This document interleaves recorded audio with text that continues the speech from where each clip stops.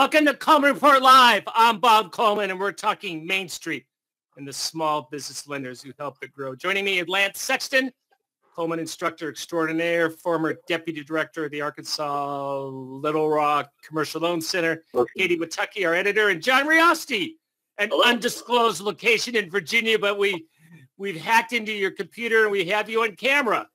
Finally.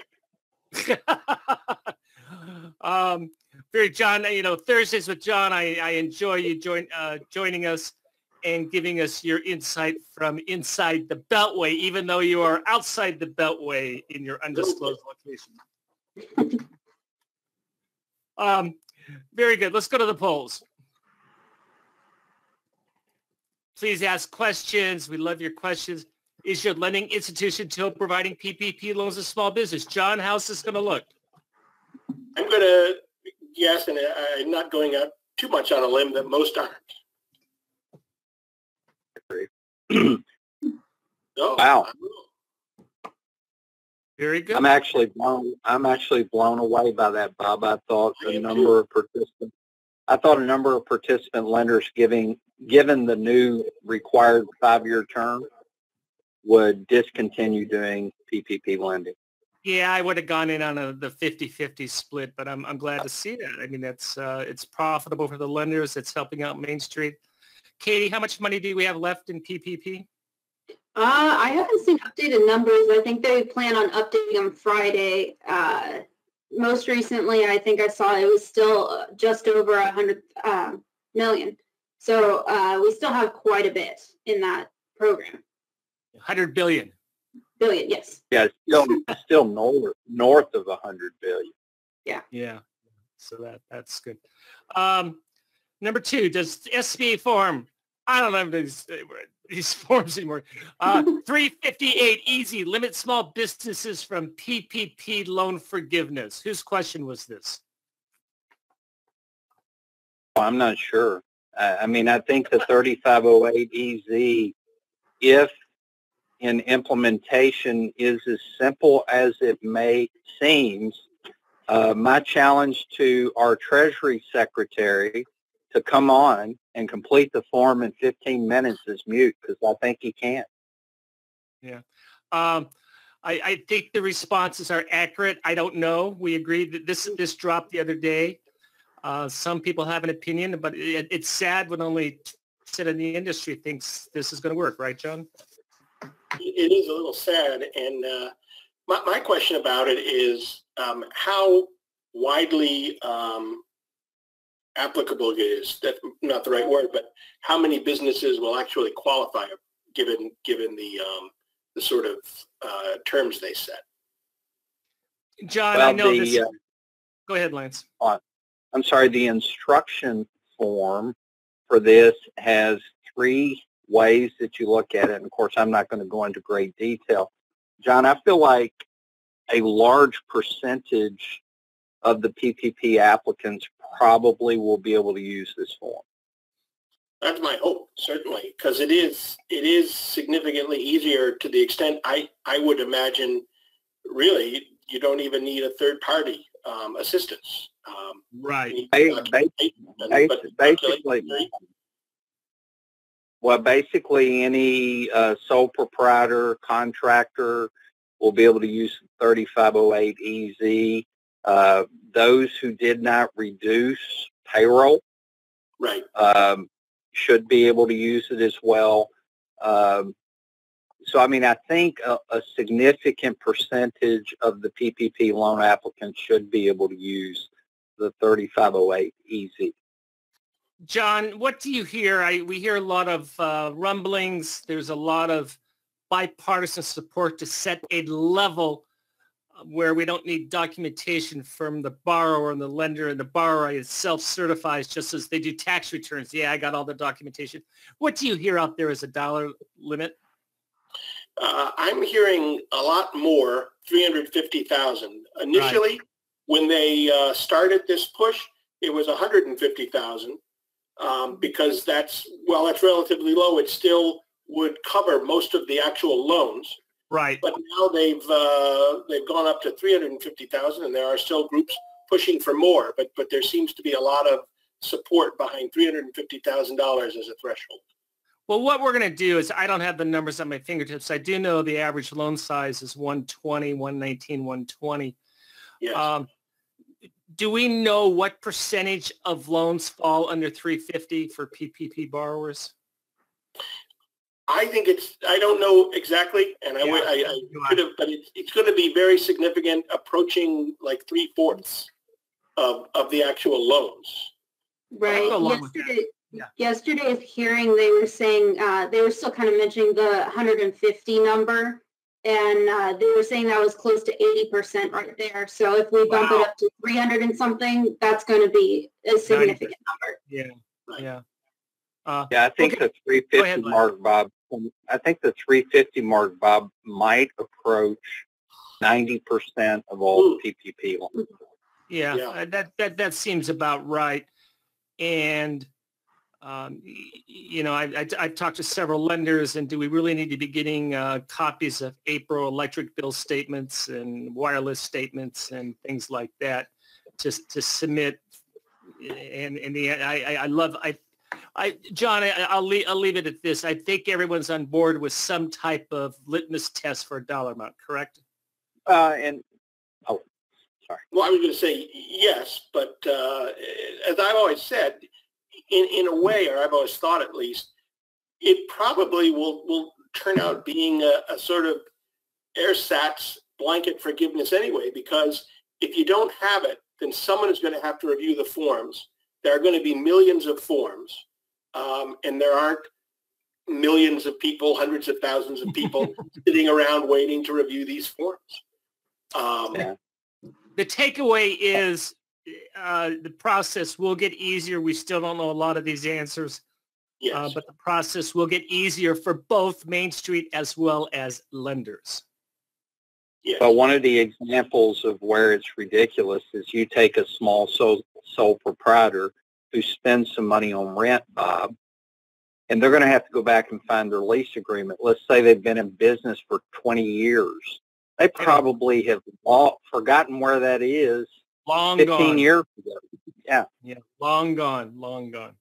Then are we really going to have someone go through the lease and you know how long? And that's going to take longer than 15 minutes to go through all this documentation. I mean, how much of a review are we going to have? And they say, oh, wait a minute. You only, we have to delete $5,000. So I agree with that. Does your institution plan on participating in the Federal Reserve's Main Street lending program? John, give us a 101 on that. What is the Main Street lending program? In 101 level, it's sort of, I wouldn't call it PPP because there are significant differences, but it's a lending program designed for businesses, that one would have said shouldn't get the PPP money. These are more middle market businesses, and the minimum loan size is significantly larger. There's a minimum, although there are many groups calling for that to be reduced. But it's aimed at larger businesses. What I find fascinating, Joseph, can you go back to the numbers? What was it? 17% said yes? 18%. And which is interesting. And, our market, it tends to be fairly efficient. Lenders have embraced PPP, but they're not too excited about Main Street. I know that there's issues with that in terms of, hey, we have to retain 5%. How does that look on our balance sheet? And the fees, correct me if I'm wrong, John, but I believe the fees are the same as they were for PPP, for the lender processing fees. Am I correct on that? Yes, I believe you are. And it's a lot more alien also because PPP sort of was grounded in SBA, was grounded in the 7A program. This is sort of new territory.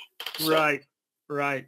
Now, it'd be interesting to see what the logistics are. Let's see, this is supposed to go into place, July 1 after the expiration of PPP?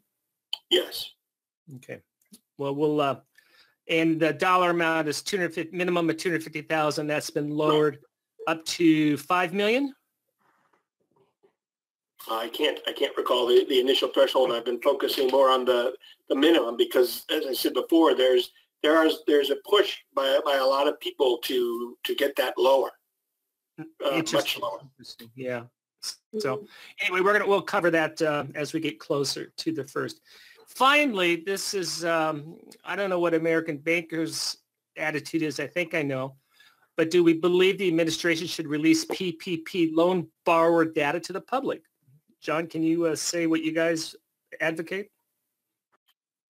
I don't think we necessarily advocate any one way or the other. One thing I saw some argument that people who got into this program got in under a certain number of assumptions and a certain set of rules, and this is yet another change to the rules. I did notice on the revised forgiveness forms that there now is a voluntary page where you can submit some of this data if you wish to, voluntary, but that makes it less than perfect. Yeah. That's interesting. The industry split 50-50. These are government loans. I tend to side with full transparency. Go ahead, Lance. Well, the page John's talking about is the demographic page on the forgiveness form, which has been in both, and it's been optional both times. And all the borrower has to put in there are the principal's names and positions. Mm-hmm. They do not have to answer the demographic data, and John's exactly right. You're likely not to get a large percentage of people that actually go to the trouble of checking the boxes and putting numbers in there. John, talk to us about, I don't even know what this is, P4, Prioritized Paycheck Protection Program. It's in Congress. What are we talking about here? It was just introduced. This is a bill that's being spearheaded by Senator Cardin, Senator Coons, and Senator Shaheen. And the goal is to take the remaining paycheck protection money, which is let's use $100 billion as a figure roughly, and try to I don't want to say redirect, but try to ensure that as much of that as possible goes to minority businesses, obviously very small businesses that tend to be overlooked or underrepresented, in programs like this. And so you can see that there are some changes to the guidelines. Instead of 500 employees, we're talking about 100 employees. And the interesting things, I know this was part of the first draft of this bill. I haven't, I believe it's part of the second draft, but initially at least they were talking about letting companies that had already received PPP loans, P3 loans, I guess, go back and get a P4 loan if they can show, obviously they'd have to show that they're still in financial distress. Yeah. And then the other big deal go ahead, John. I'm sorry. You're going to have longer. The program would go on longer. Now they're talking about December 30th. In the first iteration of this, it was October 1st, but now they're going to the end of the year. In the calendar year. It would keep paycheck protection alive through December. Do you think this will pass in some iteration? I think so. I was talking to a lender today, and she was saying that since the reform bill passed a week or so ago, there has been an uptick in lending. And Katie, you mentioned that the number is now closer to 100 billion, whereas when we talked last week, it was over 120 billion. So that seems to be indicative. But there's only 12 days left until the end of June, and I doubt even at this rate that they can dispose of $100 billion. So right, yeah, I think we're all in agreement with that. There's going to be $70-80 billion left, and I think that they can probably find the votes for this. No one has come out against it. Let's just say that. Another bipartisan effort. Very good. Hey, John, you're reporting on CDFIs and PPP. What's going on with that? They would be in P4, they'd be sort of the institutions that that authorities most want to see making the loans, getting the money. And you have the slide up here. Goldman Sachs on Monday agreed to commit an additional $250 million to their initial $500 million to be used by CDFIs, by minority deposit institutions, and what they call mission-driven lenders. Mission-based lenders, Mission-based lenders. That's a lot of money, and I had the chance to talk with some people at Goldman, and they said, as they said, they're seeing an uptick, but it's unlikely that they could, all those lenders, given the size of the loans that they're making now, can blow through $250 million by the end of June. So right. I think there's an unstated hope on their part that the program can be extended. But they also said even if it can't be, they want their lending partners to know that they have their support up until June 30th when they have to stop lending. John, I should know the answer to this question, and I don't. I've sort of lost track of it. Where are we with non-bank lenders? I know there was concern about these fintech lenders getting involved with the program. What's the status of that right now? The status officially right now is that it hasn't changed.